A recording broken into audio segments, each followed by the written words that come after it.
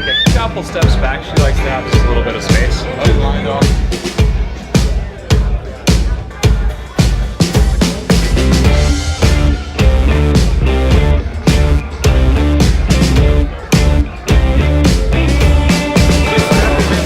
We were doing a charity auction for a bunch of kids to give them stuff for Santa, and Sean asked me, he said, you know, is there something I could do to help, man? And I said, anything you want to donate. I know you've got a lot of access and a lot of different connections, and he ended up donating, he donated alone, raised us over $5,000 to give you an idea, helped raise enough money to give over 25 kids Christmas. And so I immediately knew that Sean was a guy that comes from contribution and a guy that I wanted to be around. And so when he asked me to do this tonight, of course, I wanted to help out. I'm excited to see how this campaign goes. And so welcome out, everybody. We're going to have a good time tonight. You guys ready to do that? Yeah!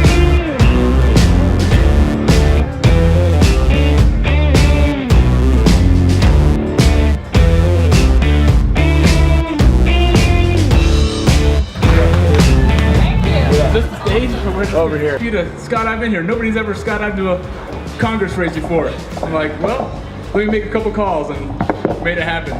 But I came down here and checked this place out. It's covered in power lines all obstructing it, but we still made it happen. So, Sean, thanks for having us out, and good luck. Pledge allegiance to the flag of the United States of America, and to the republic for which it stands. Oh, say, can you see by the dawn's early light what so proudly we hailed at the twilight's last gleaming, whose broad stripes and bright stars through the perilous fight o'er the ramparts we watched were so gallantly streaming, and the rockets' red glare, the bombs burst. I'm so glad you're here.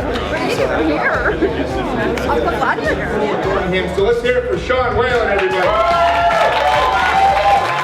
I don't care if there's 50 people or 500 people, we put this together really quick, simply because we knew last night was the primary and we knew the Republicans would be putting their horse in the race, and I wanted to just show everybody that this was real. A lot of people question, like, Sean, you talk a lot of shit, you know, you're all about like doing a whole bunch of stuff, and you say you're gonna buy a race truck, and then you kind of do buy a race truck, and you do all this other stuff, but I wanted people to know that this was real.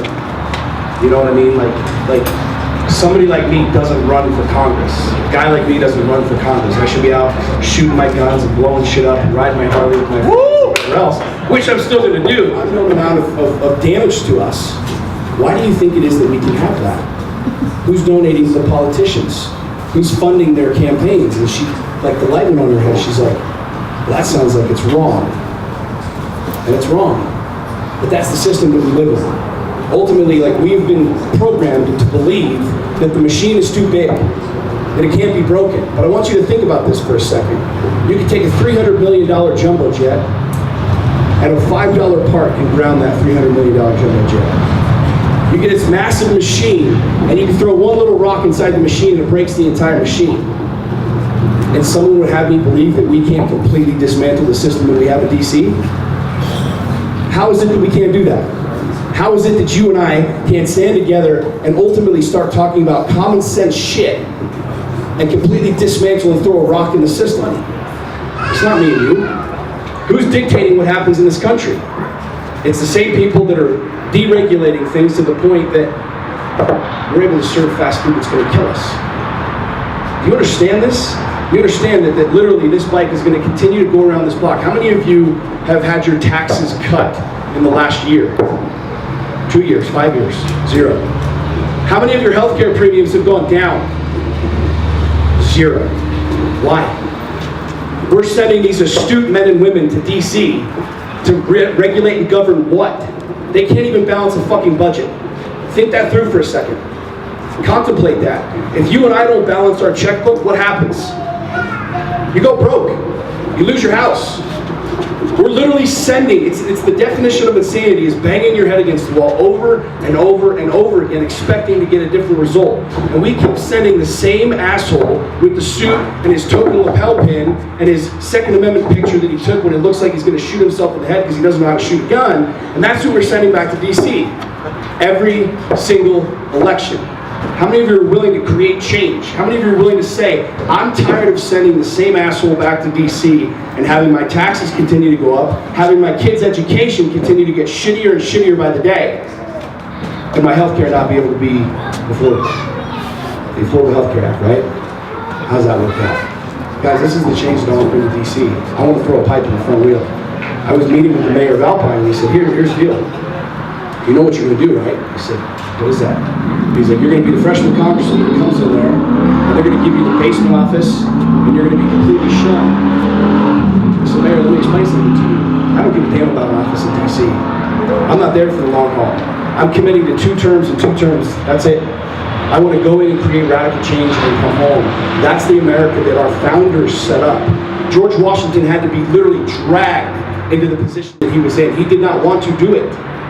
He came in, he did his service, and he went home. That's the America that we created, that's the America that was founded, that's the America that I want to bring back to the people. And at the end of the day, I can't do it alone. I need you guys to help me. I need you guys to literally spread this word of common sense, because I'll tell you something right now. The man that won last night, he's a good man. He's an okay guy. I have nothing personal to say about the man. But look at the man. Is he any different than every other asshole on that bike? Is he any different than every other dude riding that bike who's going to go in there, start taking notes, and listen to the big dollars that are paying him? No. He is no different. It's time that we put people in there to actually fight. We keep hearing from politicians, right? I'm going to fight for the people. I'm going to fight for the people. And I want you to ask yourself this one question, the last one we see. Knowing that we are at war, knowing that there is a fight on our hands, knowing that it's going to take radical change, one of the things that I'm known for with Lions Not Sheep is a philosophy that I explain very simply, which is radical change requires radical change. If you want to radically change your life, you're going to have to do some radical shit to do it. If you had to send someone back to DC, to punch DC in the face, do you pick the guy with the pleated chinos and his JCPenney shirt and his token freaking lapel pin? Or do you pick the guy who's already shown that he's willing to freaking fight? That he's already been down the path, he's won, he's lost, and he's gotten right back up on this freaking stage and somehow figured out how to get you guys here to support this movement that we started. I'm going to DC to punch DC in the face, plain and simple. I'm not there for the good old boys club. I don't give a shit about who likes me and who doesn't like me. I want to establish term limits. I want to get politicians in and out of DC, because that's how we create change for Utah. That's how we change shit for the entire country, for our children, is turning everything over from the government, the federal government, to us. We're in control. We drive the bike. The politicians work for us. They work for us. It's our tax dollars that pay them. It's time for us to get into the front seat of the freaking bike and put somebody in DC and let more and more and more people show up that are willing to punch people in the face to get the results. Plain and simple, done and done. I want to be that guy. Joe's laughing because every single time I say punch somebody in the face, he's like, you can't say that you're going to punch people in the face, Sean. And I'm like, well, that's just kind of how I roll. So guys, from the bottom of my heart, thank you for being here.